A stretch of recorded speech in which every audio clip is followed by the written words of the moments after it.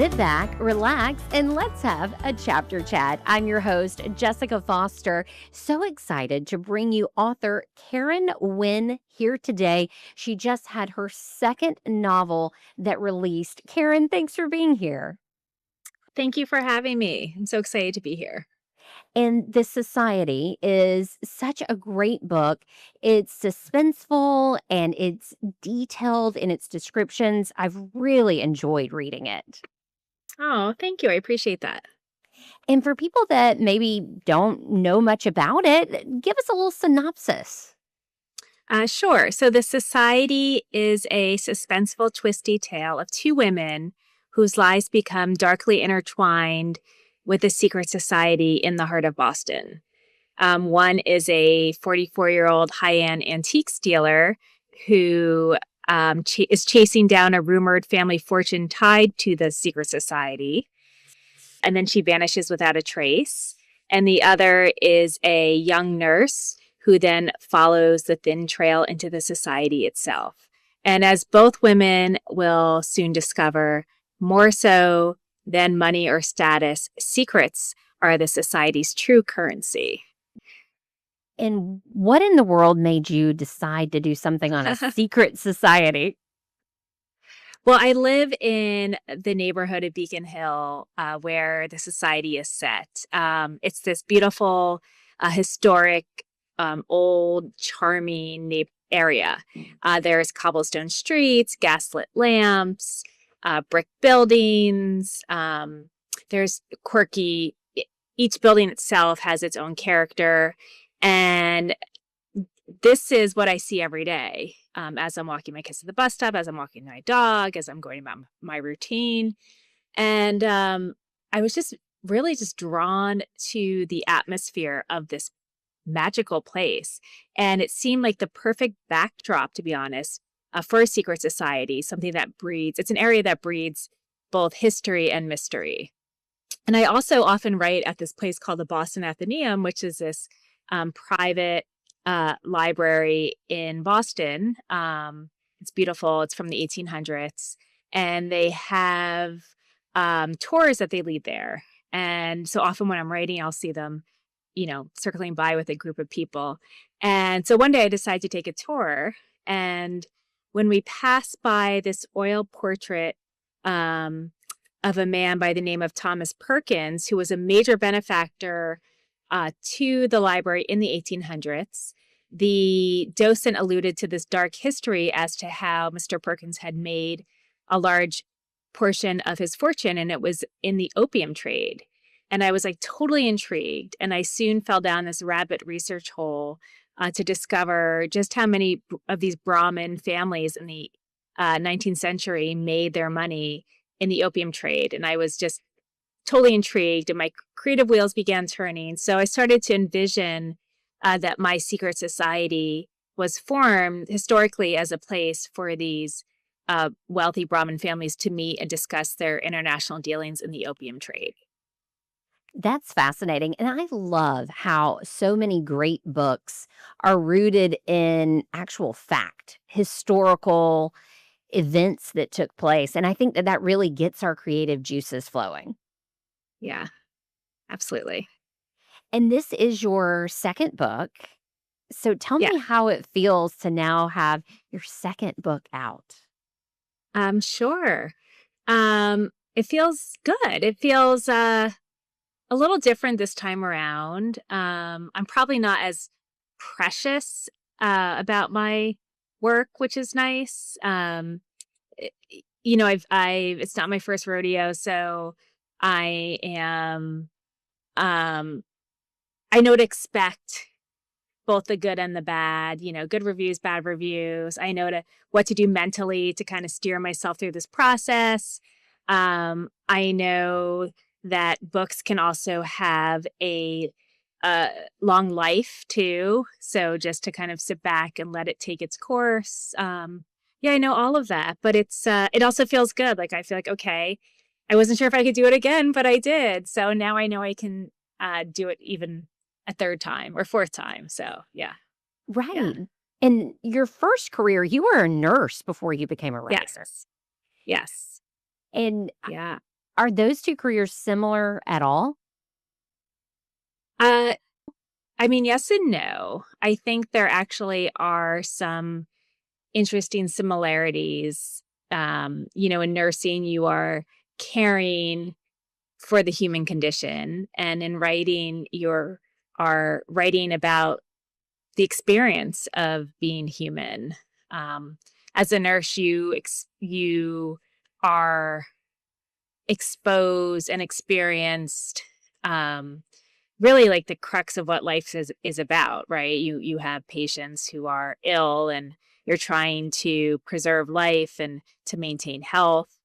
And you see the inner workings of patients in terms of the whole picture, right? It's not just what they're there for, but you look at them in this holistic manner in terms of their family situation, their medical background, their personal preferences, everything. And I think that working with patients and viewing them in this manner has enabled me as a writer to think about my characters with greater depth. And I picked up on that with your writing, that your characters do Yeah, have a lot of depth. And I enjoyed that. I love a novel that has a lot of character development in it. thank you. Thanks.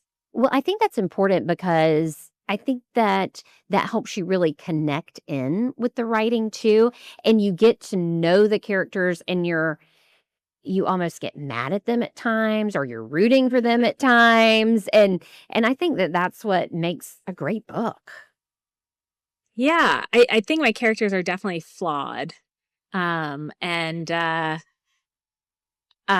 agree. I mean, look, if these characters were cookie cutter, I personally would be kind of bored. Yeah. So, The whole human experience, if we're real, is flawed. Everyone is flawed. So it makes sense for your characters to be absolutely. flawed also. Yeah, yeah, yeah, it does.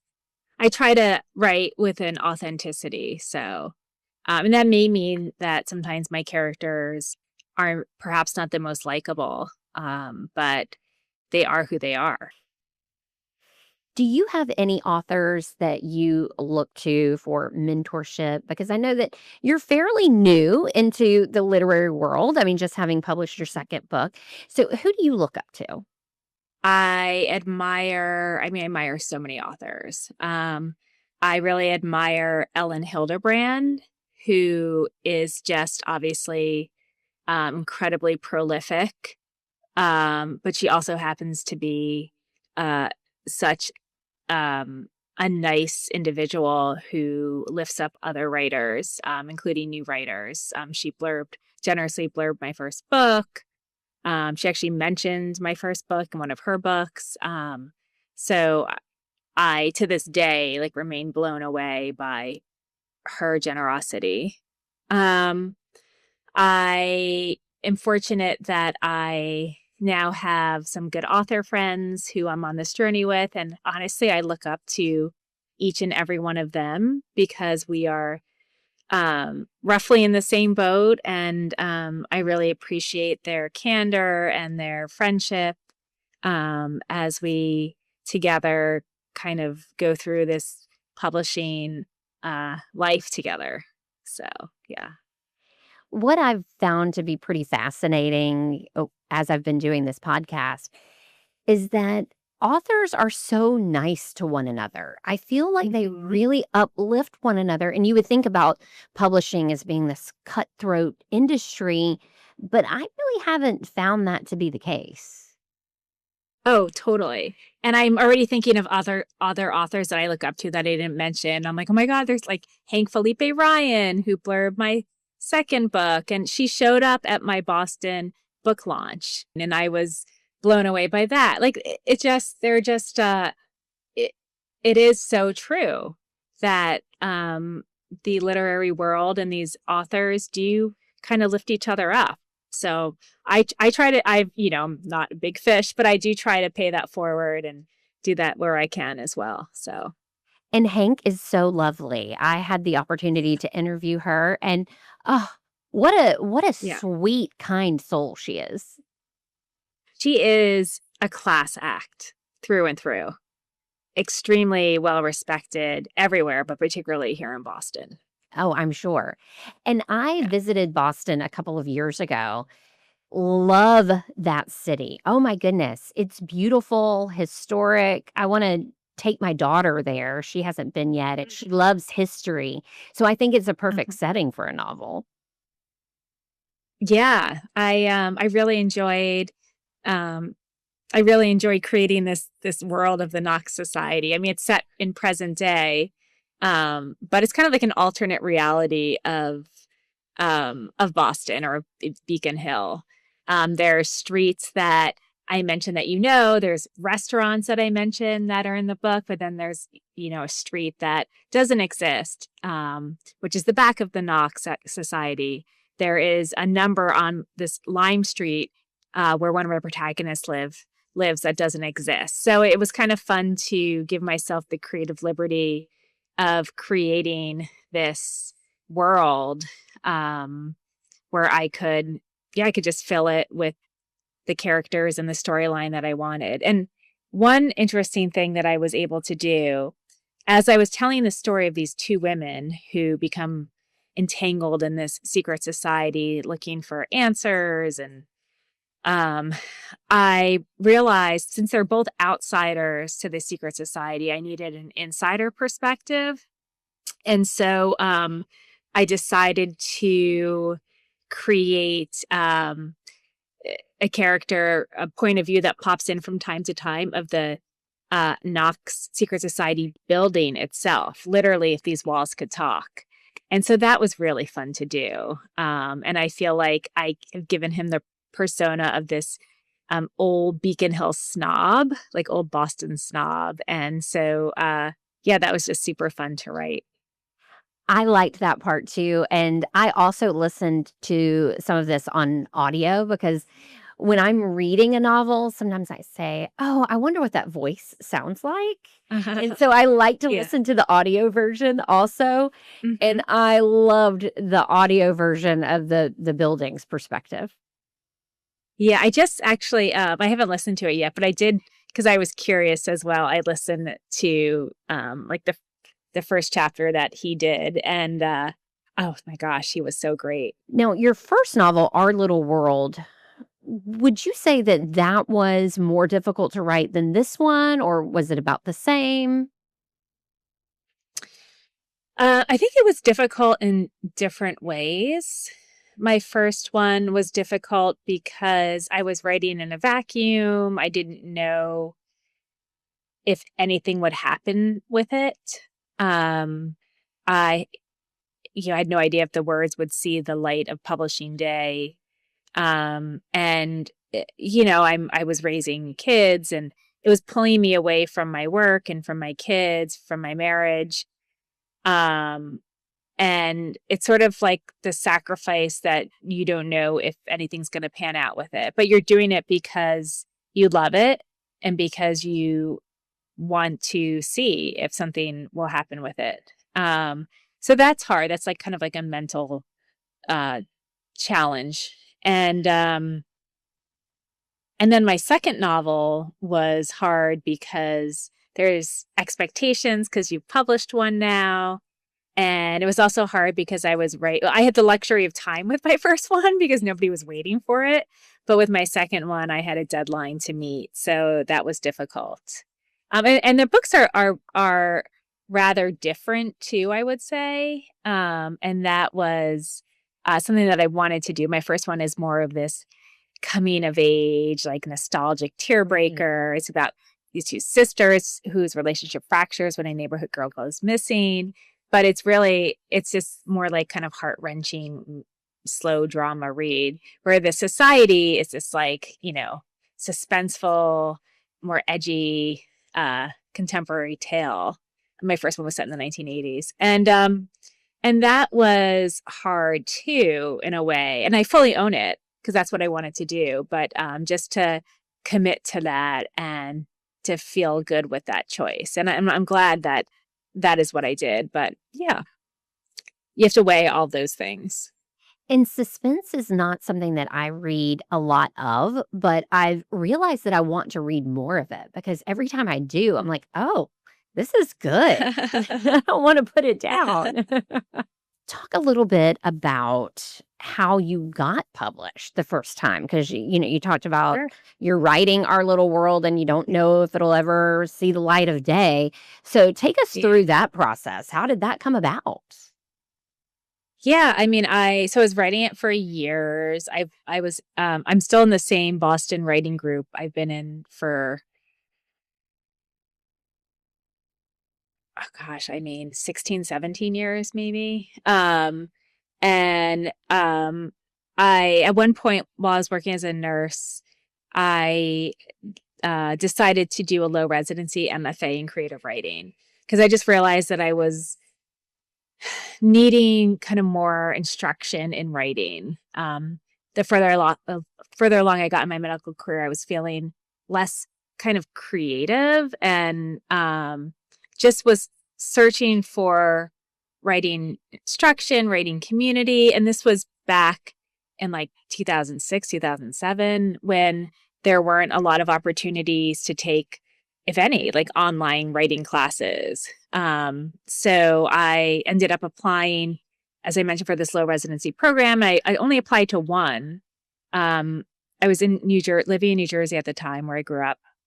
And I applied to that one because it didn't ask for any personal recommendations. It only really strongly based it on the writing sample. Because I was like, I'm a nurse. Who am I going to ask for a personal recommendation, right? And I got in, and I've learned in my writing career that there's like all these little wins that you kind of have to take and run with and celebrate because it's filled with so many disappointments and rejections. But so you need those little wins. So that made me feel good. Like, oh, maybe they saw some value in my writing. Like maybe I could be a writer.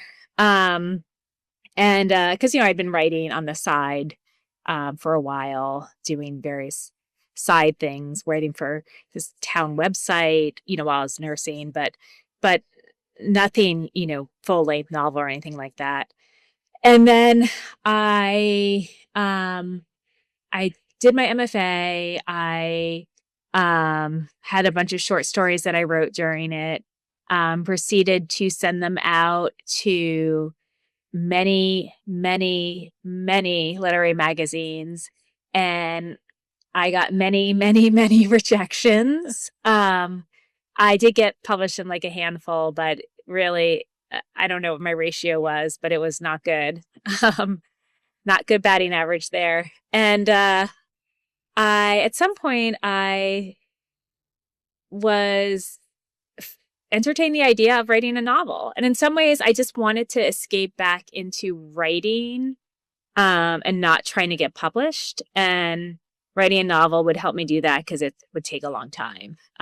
So I kind of got lost in that. And then at some point, I was nearing the end and had to think about next steps of getting an agent. And so I had attended there's this wonderful writing community in Boston called Grub Street.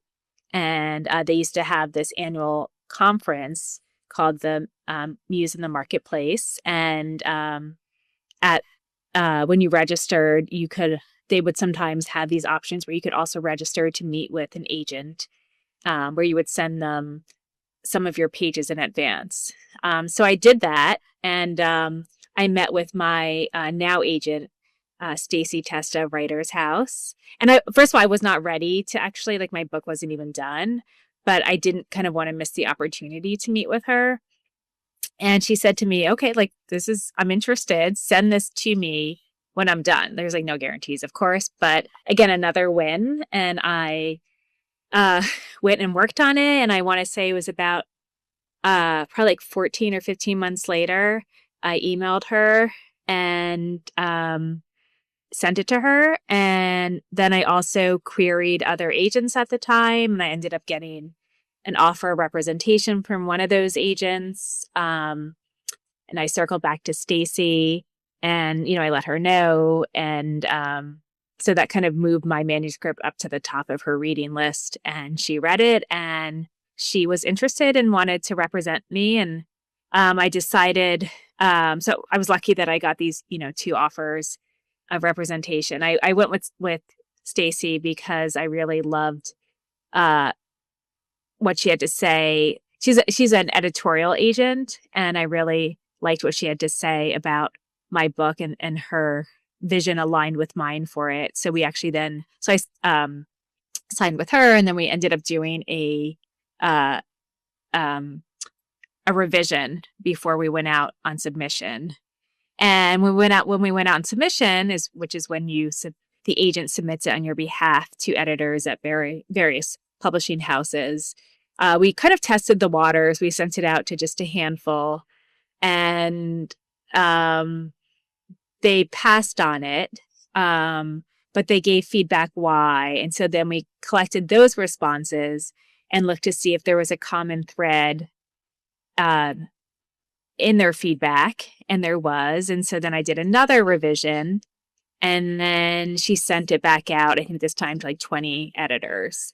So it was going to be like make or break. And within a couple of weeks, I had gotten an offer from Dutton, who ended up publishing my first novel. And then they bought my second book, and then I published the society with them as well. I can't even imagine the butterflies in your stomach when you're like, okay, we're sending this out, and this one is make or break. It's the worst. I bet. It is the worst. Like, even like an established author friends of mine, it is the worst being on submission. It's just you're like constantly refreshing your email. You're like, do I want to hear? Some people tell their agents, like, don't just only tell me if I have a positive response, because it's like mental torture. But other people are like, send in all the stuff as it comes along. So it depends on how you operate. But it's hard. Yeah. Well, it's hard because I feel like when you write, it's a personal extension of yourself. Mm-hmm. It's deeply personal work. And so that rejection or a negative feedback is hard not to take personal. It is. I mean, I do feel like I'm at the point now where I've been in a few writing groups now for years. And I think in terms of like the feedback that one gives, even at this level to an editor, they could like it, but they could not see it as a fit for the imprint, because whatever reasons, right? Because it's not only whether they like it, it's whether they think it can sell. Right. And I think there is that difference. So it's more just, I think, a lot of disappointments, as opposed to feeling like personally rejected. But yes, you can't help but also feel personally rejected. Sure.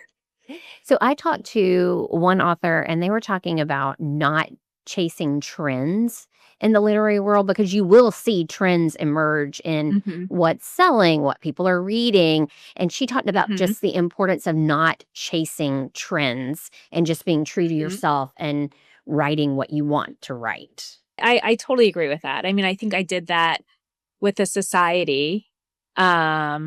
Making that decision to write about like something that was a little more suspenseful. Yeah, I think there's something to be said for that, because I mean, you have to be happy with your own work, right? And you have to believe in it and stand by it. So yeah, I think that's good advice. Also, by the time you at least for me, I'm not a fast writer. By the time I would try to follow a trend, I probably would have moved on to the next one. Right. Yeah, exactly. So what do you hope that readers get out of the society?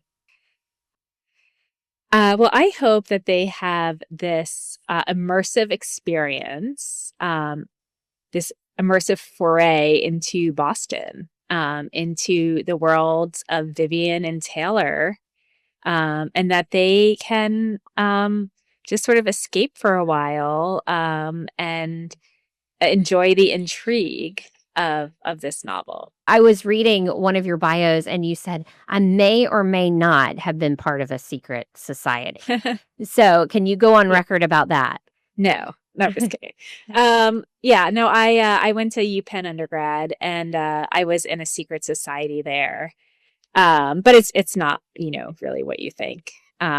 So we were just a group of girls that, were in a society, but there was a lot of fanfare about it. But I'm still, my best friends from college are from, it was called Tabard. It still exists. And actually I'm on a Tabard WhatsApp group, and I think we're going to have like a virtual book club session for the society, which will be fun. Yeah. But it's nothing like the society that's in the book, though.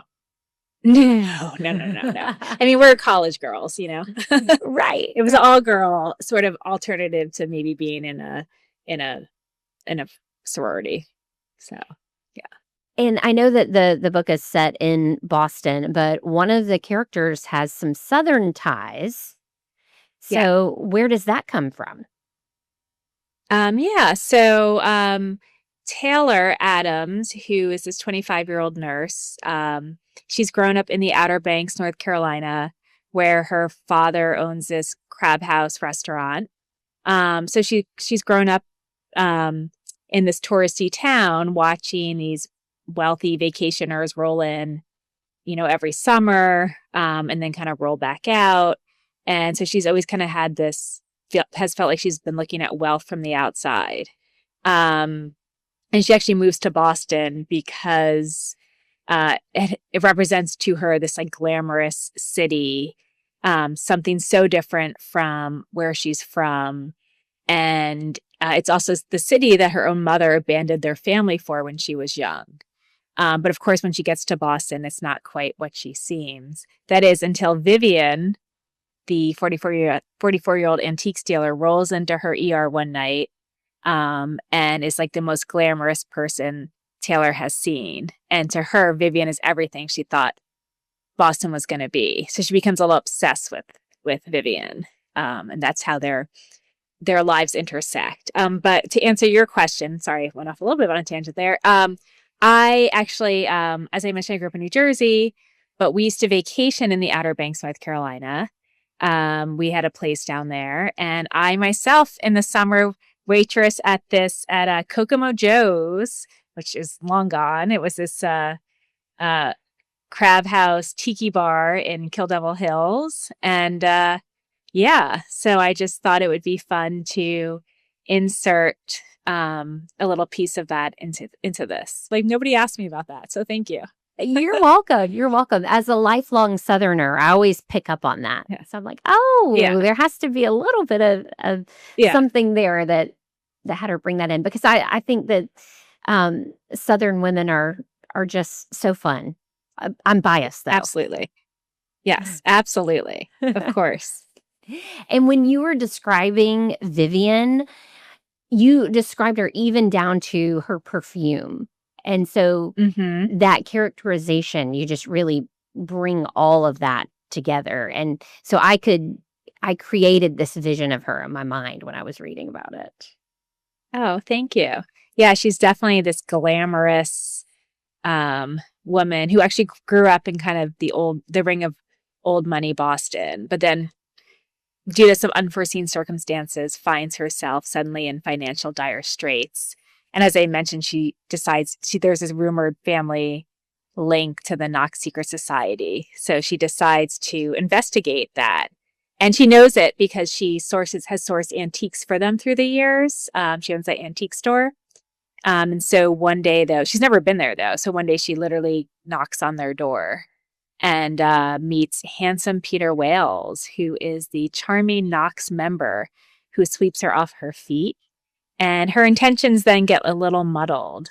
And then from there, she is involved in a mysterious accident that leads her to the emergency room where Taylor is working one night.